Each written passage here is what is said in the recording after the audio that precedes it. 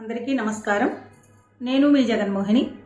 తెలుగు సౌరభాలు ఛానల్కి ప్రతి ఒక్కరికి స్వాగతం పలుకుతూ, ఈ ఛానల్ ద్వారా నేను అందించేటటువంటి వీడియోల్ని, ఆ వీడియోల్లో ఉండే విషయాన్ని మీ అందరూ చక్కగా తెలుసుకుంటూ ఆస్వాదిస్తూ నన్ను వెన్నంటి ప్రోత్సహిస్తున్నారు.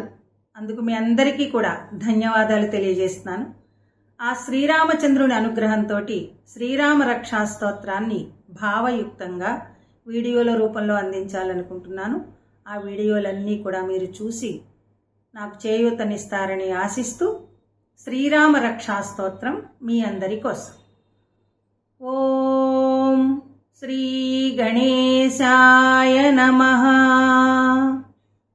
ఓం అస్య శ్రీరామ రక్షా స్తోత్ర మహామంత్రస్య బుధకౌశిక ఋషిః శ్రీ సీతారామచంద్రో దేవత అనుష్టుప్ ఛందః సీతాశక్తిః శ్రీమాన్ హనుమాన్ కీలకం శ్రీరామచంద్ర ప్రీత్యర్థే రామరక్షాస్తోత్ర జపే వినియోగః.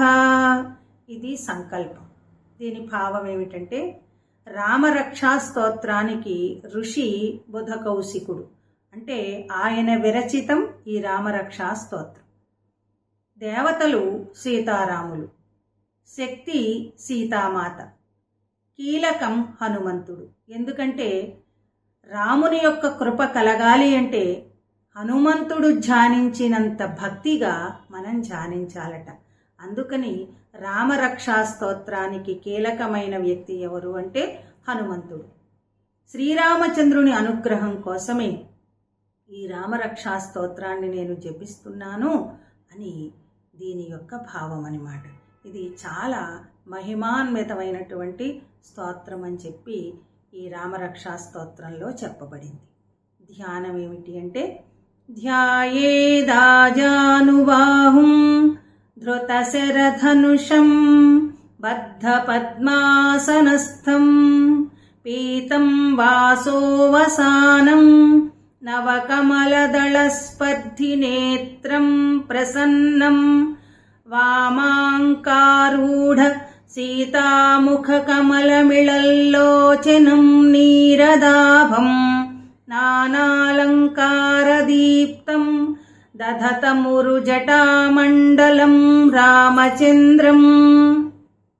ఈ ధ్యానం యొక్క భావం ఏమిటంటే, ఆజానుబాహుడు, అరవింద దళాయతాక్షుడు, ధనుర్బాణాలు ధరించినవాడు, పద్మాసనాసీనుడై ఉన్నవాడు, పీతాంబరధారి, నూతన కమల దళాలను పోలి ఉన్నటువంటి నేత్రాలతో అలరారుతూ ఉండేవాడు, ఎడమ భాగంలో సీతాముఖ కమలంతో కలిసి ఉన్నవాడు, వివిధ అలంకార భూషితుడు, విశాల జటాజూటధారి అయిన రామచంద్రుని నేను ధ్యానిస్తున్నాను అని ఈ ధ్యాన శ్లోకానికి భావము.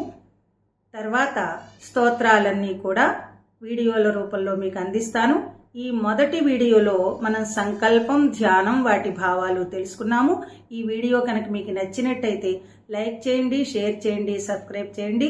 ప్రతి ఒక్కరూ కూడా ఈ రామరక్షా స్తోత్రాన్ని చిన్నారులందరికీ కూడా నేర్పిస్తారని ఆశిస్తూ స్తోత్రాలతోటి మళ్ళీ మరో వీడియోతో మీ ముందుంటాను. అంతవరకు ధన్యవాదాలు.